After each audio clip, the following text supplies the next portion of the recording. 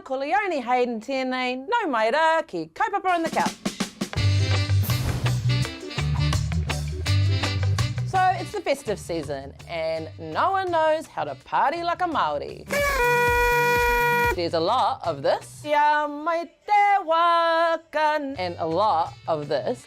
Well, you know, Anahere's eldest took off with that Pākehā fella from Pāmi, while Tama saw him with his new missus in Tokoroa, and Kare, she's ugly. And a buttload of this. We like to think we're pretty good hosts, especially when catering for a crowd, and you never know when you're gonna have to feed a lot of people. Always be prepared to serve 250 people steamed pudding. Hangi is, of course, the most famous Māori meal, and just like the steamed pud, is designed to feed a lot of people. What's a hangi? It's food cooked in the ground. Ew. Not ooh, egg, delicious, and even haere's into it. So you start by digging a massive hole. Build a blazing fire in the hole, then place some big ass rocks in it. Once the fire burns down, remove the ashes, leaving only the big hot rocks. Place wire baskets filled with food on top. Cover the food with cabbage leaves, then clean cloths soaked with water, then damp sacks, and then fill in the hole with some dirt and wait for 3 hours. The ingredients stay fairly consistent. You got chicken, lamb, mutton, brisket, cabbage, potatoes, pumpkin, kumara, stuffing, not unlike a Sunday roast. Some people like to mix things up a bit, but if you put raisins in the stuffing, I will hunt you down.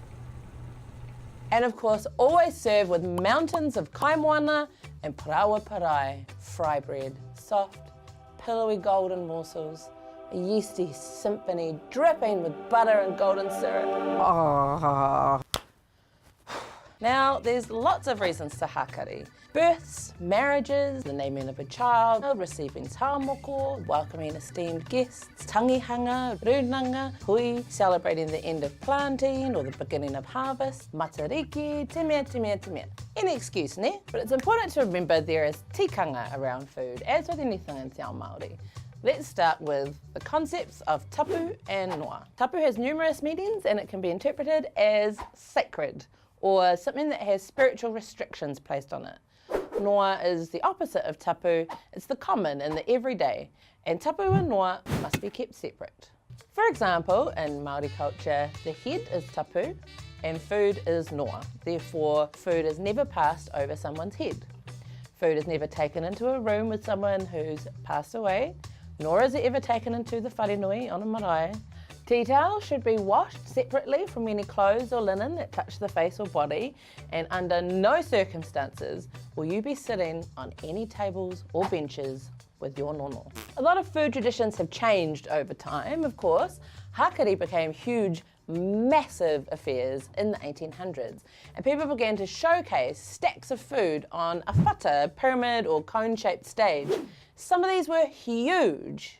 These structures were very impressive from an engineering perspective. The one in Remuera, for instance, was 400 yards long, but only 1 story high. The one in 1849 at Kororareka was 130 feet high and 210 feet long. No nails, no steel bindings or cable. We know it was made from kauri spars, so they were very large kauri timbers. In terms of the connections, the torotoro vine was used. From what we understand, they were built from Thames North, and they were what we call celebratory architecture. The food was there for the consumption at the feast, but also to be distributed, and it's much more akin to the Pacific or Samoan approach where food was allocated or taken away as a customary process.